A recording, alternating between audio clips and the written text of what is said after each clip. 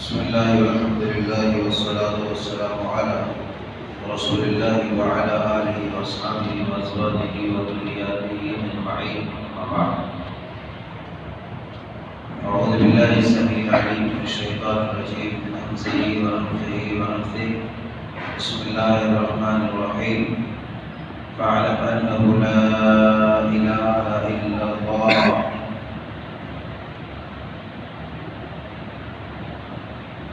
حاضرین کرام اسلامی بھائیوں،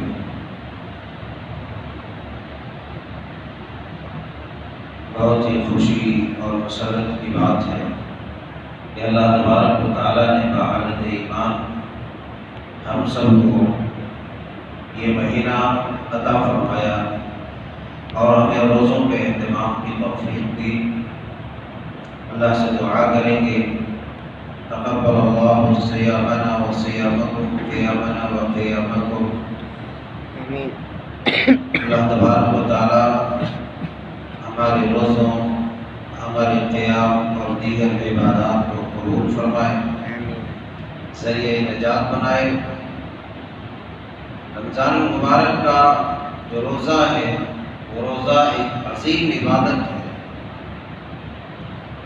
اور تمام عبادتوں میں اور تمام علوم میں جو سب سے عظیم علم اور سب سے عظیم عبادت ہے،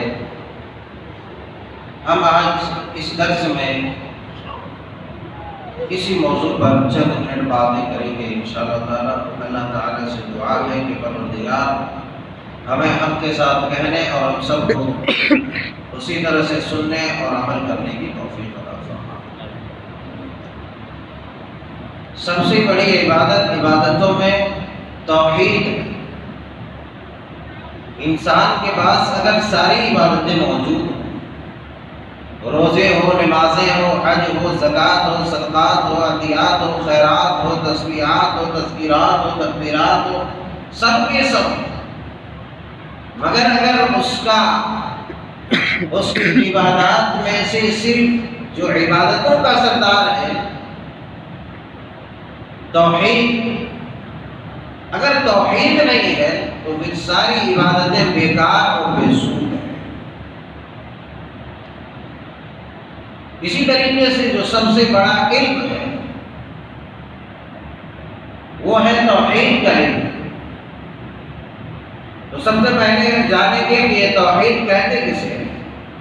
انشاءاللہ اس رمضان مبارک کی ابتدائی چند ایام میں توحید کے اوپر ہم باتیں سنیں گے اور سنائیں گے، اس کے بعد دوسرے موضوعات پر انشاءاللہ تعالی ہم باتیں کریں گے کہ توحید کسے کہتے ہیں۔ ویسے تو توحید کا معنی ہے، عربی کے ایک لفظ سے آتا ہے وحد یوحد، توحید، تو اس کے معنی ہوتے ہیں ایک کرنا، ایک بنانا۔ التوحید فی الشرع، توحید کو شریعت میں کیا کہتے ہیں؟ شریعت میں اصطلاح میں توحید کسے کہتے ہیں؟ تو یہ ایک بیسک چیز ہے، مگر بہت بڑی چیز ہے۔ اگر اسے ہم نہیں جانے اور یہ علم حاصل نہیں کیے تو پھر ہمارے پاس کوئی علم ہے ہی نہیں۔ جتنے بھی علوم ہیں ہمارے پاس، تمام کے تمام علوم بیکار ہے، رائے گاں ہے، بے سود ہے، اگر توحید کا علم نہیں ہے۔ ساری عبادات ہے، توحید نہیں ہے، ساری عبادتیں بیکار ہیں۔ اس لیے ہمیں توحید کا جاننا انتہائی ضروری ہے۔ کہتے ہیں توحید شریعت میں سے کہتے ہیں ایسے مضبوط ارادے، عقیدے، اعتقاد، اعتماد اور بھروسے کو کہتے ہیں کہ جس کے اندر یہ ہو کہ ایک اللہ موجود ہے، ایک اللہ موجود ہے، اور وہ اپنے اعمال میں، معاملات میں، افعال میں، کام کرنے میں، تدبیر کرنے میں بالکل تنے تنہا ہے، اپنی ربوبیت میں تنے تنہا ہے۔ اسی طریقے سے اسماء و صفات میں اس کے جو نام ہیں، اس نام میں اس کے جو صفات ہیں، وہ صفات اس کے لیے خاص ہیں، اسی کے لیے خاص ہے۔ اسی طریقے سے توحید الوہیت جسے توحید عبادت کہتے ہیں، یہ بھی اسی اللہ جل جلال کے لیے خاص ہے۔ اب ان تمام چیزوں میں کسی کی مشارکت قطعی برداشت اللہ تبارک و تعالیٰ نہیں کرتا ہے۔ توحید ربوبیت کی قرآن کے اندر بہت ساری دلیلیں موجود ہیں، اور سب سے زیادہ زور اور سب سے زیادہ حکم جس چیز کے اوپر دیا ہے قرآن و سنت کے اندر وہ ہے توحید، کیونکہ توحید کے بغیر انسان کا کوئی چارہ کاری نہیں ہے۔ اگر توحید نہیں ہے تو بیکار ہے، اس کی زندگی ایک عظیم نور سے اور ایک عظیم روشنی سے خالی ہے، جیسا کہ اللہ تبارک و تعالیٰ نے قرآن میں بیان فرمایا ہے۔ میں آگے تذکرہ کروں گا انشاءاللہ تبارک و تعالیٰ، اور یہی ایک توحید ہے جو اللہ تبارک و تعالیٰ کو اولین مطلوب میں سے ہے کہ اللہ تعالیٰ کو جو سب سے زیادہ پسند ہے اور جس مقصد کے لیے یہاں پر بھیجا ہے، جس چیز کو قائم کرنے کے لیے، جس چیز کی دعوت کے لیے، جس چیز کی نشر و اشاعت کے لیے اللہ تبارک و تعالیٰ نے تمام انبیاء کرام علیہم الصلاۃ والتسلیم کو مبعوث کیا تھا، وہ ایک توحید کی دعوت تھی، ایک اللہ کی عبادت کی دعوت تھی۔ تو اللہ تبارک و تعالیٰ نے فرمایا فَاعْلَمْ أَنَّهُ لَا إِلَٰهَ إِلَّا اللَّهُ، کہ اللہ تبارک و تعالیٰ کی معرفت، اللہ تبارک و تعالیٰ کے متعلق علم حاصل کرو، اور یہ اللہ تبارک و تعالیٰ نے قرآن کے اندر ذکر فرمایا اور حکم دیا ہے، اور بلا شبہ اس میں کوئی شک نہیں ہے، کوئی تردد نہیں ہے کہ علم میں سب سے بڑا علم اللہ کی معرفت اور اللہ کی پہچان حاصل کرنا ہے۔ اگر بندے کے اندر ساری چیزیں ہوں، اللہ کی پہچان نہیں ہو، تو انسان کامل اس کو قائم نہیں جائے گا۔ اسی طریقے سے حدیث رسول میں بھی جس علم کو حاصل کرنے کی ترغیب اور ترغیب دلائی گئی ہے، اور رسول اللہ صلی اللہ علیہ وسلم نے فرمایا ہے طلب العلم فریضۃ علی کل مسلم، کہ ہر مسلمان مرد اور عورت کے اوپر جو علم کا حاصل کرنا ضروری ہے وہ یہی ہے توحید کا علم حاصل کرنا۔ اگر سارے علوم موجود ہو اور توحید کا علم نہیں ہو تو اس کے پاس کوئی علم ہے ہی نہیں ہے، اس لیے کہ توحید کے بغیر کوئی بھی علم مکمل نہیں ہے، بلکہ وہ ناتمام اور ناقص ہے۔ حضرت شیخ الاسلام امام ابن تیمیہ رحمۃ اللہ علیہ نقل فرماتے ہیں، کہتے ہیں کہ یحییٰ بن عمار سے نقل کرتے ہیں اور کہتے ہیں اس علم کے بارے میں کہ ایک قسم کا علم وہ ہے کہ جس کے بغیر بندے کی زندگی ناتمام ہے، کامل نہیں ہے، مکمل نہیں ہے، اور وہ ہے توحید کا علم۔ یہ شیخ الاسلام امام ابن تیمیہ جس نے اپنی پوری زندگی توحید اور رسالت کے پرچار اور پرسار میں، دعوت و تبلیغ میں، نشر و اشاعت میں اپنی زندگی قربان کر دی، اور اپنے قلم، اپنی سیاہی اور اپنے دماغ سے ہزاروں کے تعداد میں صفحات کو جو ہے رنگین کر دیا، یہ وہی شیخ الاسلام امام ابن تیمیہ، اور یہ کہہ دیا جائے تو غلط نہیں ہے کہ یہ اہل حدیثوں کا ایک عظیم عالم دین اور امام ہے۔ اللہ تبارک و تعالیٰ ان کی قبر کو نور سے منور کرے اور ان صالحین کے زمرے میں بروز محشر ہمارا شمار فرمائے۔ تو کہتے ہیں کہ ایک قسم کا علم وہ ہے جس علم کے بغیر انسان کی زندگی ناتمام ہے، نامکمل ہے، مکمل کامل ہے ہی نہیں ہے۔ وہ علم کیا ہے؟ وہ توحید کا علم ہے، اور کہتے ہیں کہ یقیناً توحید کے علم کے بعد ہی حقیقی زندگی کا تصور کیا جا سکتا ہے، اور اس کے بغیر انسان جو ہے اس کی کامل زندگی ممکن ہی نہیں ہے، اور اس کی زندگی کو اگر توحید سے آری اس کی زندگی ہے تو اس کی زندگی ناتمام اور نامکمل ہے۔ یہ امام ابن تیمیہ رحمۃ اللہ علیہ یحییٰ ابن عمار رحمۃ اللہ علیہ سے نقل کرتے ہیں اور بیان فرماتے ہیں۔ آگے ذکر کرتے ہیں کہ اللہ تبارک و تعالیٰ نے اس کا ذکر فرما دیا، أَوَمَنْ كَانَ مَيْتًا فَأَحْيَيْنَاهُ وَجَعَلْنَا لَهُ نُورًا يَمْشِي بِهِ فِي النَّاسِ، کہ وہ شخص، وہ انسان جس کو اللہ تبارک و تعالیٰ نے پیدا کیا، جس کو جو مردہ تھا اس کو پیدا کیا، أَوَمَنْ كَانَ مَيْتًا، وہ مردہ تھا، فَأَحْيَيْنَاهُ ہم نے اس کو زندہ کیا، ہم نے اس کو پیدا کیا، وَجَعَلْنَا لَهُ نُورًا يَمْشِي بِهِ فِي النَّاسِ اور اس کے ساتھ ایک نور دیا جس نور کے ذریعے سے اور جس نور کو لے کر کے وہ لوگوں کے درمیان چلا کرتا ہے۔ یہ نور توحید ہے جو اللہ تبارک و تعالیٰ کی وحدانیت کا اقرار ہے، اس کو ماننا ہے۔ یہ وہی نور ہے جس کا تذکرہ قرآن کے اندر کیا ہے، وہ توحید کا نور ہے۔ تو اگر ایسا ہوا توحید کے نور سے انسان کی زندگی خالی ہے تو بیکار ہے۔ یعنی اللہ تبارک و تعالیٰ یہ بتلانا چاہتا ہے کہ اگر انسان کی زندگی میں توحید نہیں ہے تو انسان زندہ ہی نہیں ہے، وہ مردہ ہے۔ اور جس انسان کی زندگی میں توحید ہے تو یقیناً وہ زندہ ہے، اور وہ زندہ انسان کی طرح ہے۔ یہ اللہ تبارک و تعالیٰ اپنے بندوں کو پیغام دینا چاہتا ہے۔ اسی طریقے سے سعودی عرب کے سب سے بڑے مفتی سابق مفتی جو گزر چکے، اللہ تبارک و تعالیٰ ان کی قبر کو نور سے منور فرمائے۔ مجموع الفتاوی کے اندر ابن باز رحمۃ اللہ علیہ لکھتے ہیں کہ سب سے بڑا واجبی علم جو ہے وہ توحید کا علم ہے، توحید کی معرفت حاصل کرنا ہے۔ اگر یہ توحید کی معرفت نہیں ہے، توحید کا علم نہیں ہے تو اس کے پاس کوئی علم نہیں ہے، اس کی زندگی نہیں ہے بلکہ وہ موت ہے۔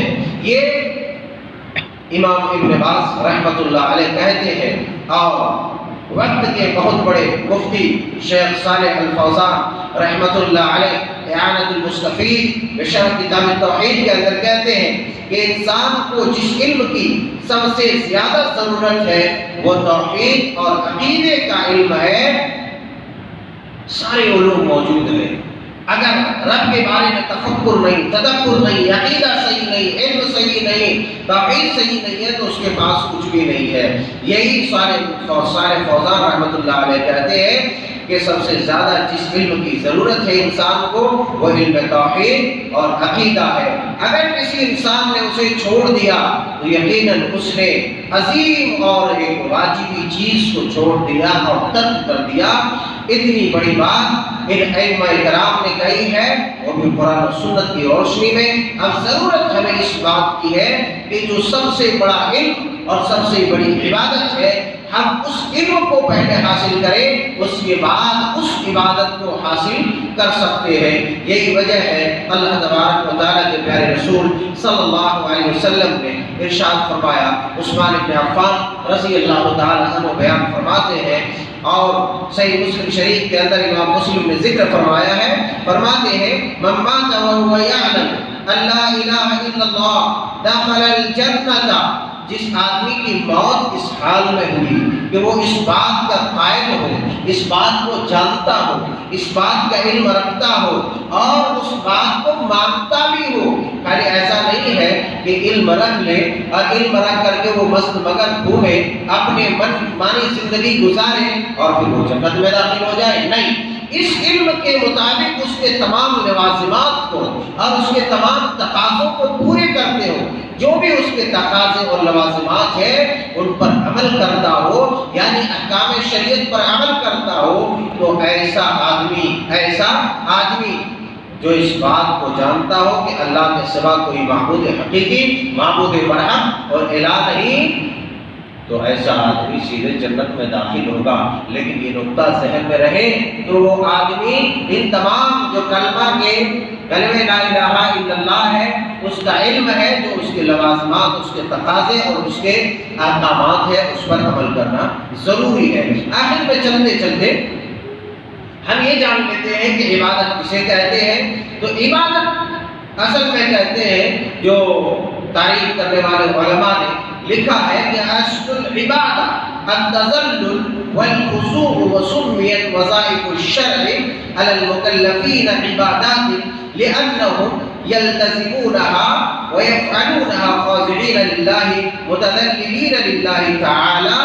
یہ تعریف علماء نے بیان کی ہے کہ عبادت کسے کہتے ہیں۔ عبادت کہتے ہیں کہ بندہ اللہ کے سامنے عاجزی، بے بسی، درماندگی اور لاچاری اور مجبور و بے کسی اور بے وسی کا اظہار کرے اللہ تبارک و تعالیٰ کے سامنے کہ اللہ ہماری کوئی بھی حقیقت نہیں مگر تیری حقیقت ہے اور تو نے ہمیں بنایا ہے. ہم ایک عاجز بے بس بے کس لاچار مجبور بندہ ہے. ہم بڑے گنہگار ہیں، خطا کار ہیں. یعنی ساری مجبوریاں انسان اللہ تبارک و تعالیٰ کے پاس رکھ دے تو اسی تذلل اور انکساری خاکساری کا نام عبادت ہے. اور شریعت نے جن چیزوں کے جن امور کے کرنے کی ذمہ داری اور مکلف بنایا ہے، ذمہ داری دی ہے، ان کا پورا کرنا یہی عبادت ہے. لأنهم يلتزمونها ويفعلونها خاضعين لله متذللين لله تعالی. اس لیے کہ وہ جو ذمہ داریاں ہیں ایک بندہ مومن موحد پورا کرنے کے لیے کوشاں اور بے چین پریشان رہتا ہے کہ اس کو جتنا جلدی تواضع انکساری خاکساری اور درماندگی کے ساتھ اسے پورا کر لے. اسے عبادت کہتے ہیں. اور اسی طریقے سے کہتے ہیں العبادت ہی طاعت اللہ بامتثال ما امر اللہ به علی السنۃ الرسل. یہ فتح المجید شرح کتاب توحید کے اندر ذکر کیا ہے. تعریف کہتے کہ عبادت اور اطاعت وہی ہے. عبادت اور اطاعت وہی ہے جو اللہ نے اپنے رسولوں کی زبان سے بیان کروا دیا ہے، رسولوں کی زبان سے اسے واضح کروا دیا ہے. عبادت کسے کہتے ہیں، عبادت کسے کہتے ہیں، عبادت کسے کہتے ہیں، عبادت یہ کرنی ہے تو اسے عبادت کہتے ہیں. اور اسی طریقے سے امام ابن کثیر حافظ امام الدین ابن کثیر رحمۃ اللہ علیہ تعالیٰ کہتے ہیں کہ جن امور کے انجام دینے کا حکم اللہ اور اس کے رسول نے دیا ہے، اللہ نے جن کاموں کے کرنے کا حکم دیا ہے اور جن کاموں کو چھوڑنے کا حکم دیا ہے، ان کا کرنا اور ان کا چھوڑنا یہی عین عبادت ہے. اللہ اکبر. یہی اور آگے کہتے ہیں کہ اسی پر عمل کرنا ضروری ہے اور یہی اسلام ہے، اسلام کا جوہر ہے. امام ابن کثیر رحمۃ اللہ علیہ تعالیٰ کہتے ہیں تو جتنے بھی احکامات ہیں اس کا کرنا عبادت ہے اور جن چیزوں سے اللہ اور اس کے رسول نے روک دیا ہے اس کا نہ کرنا بھی عبادت ہے. تو ضرورت ہمیں اس بات کی ہے کہ ان تمام عبادات میں ہمارا روزہ، ہماری نمازیں، حج، زکوٰۃ، صدقات، خیرات، یہ ساری چیزیں عبادت کے اندر داخل ہو گئی ہیں. اب ہمیں ان تمام اعمال کو کرنے ہیں اور یہ توحید کا علم پہلے حاصل کرنا ہے.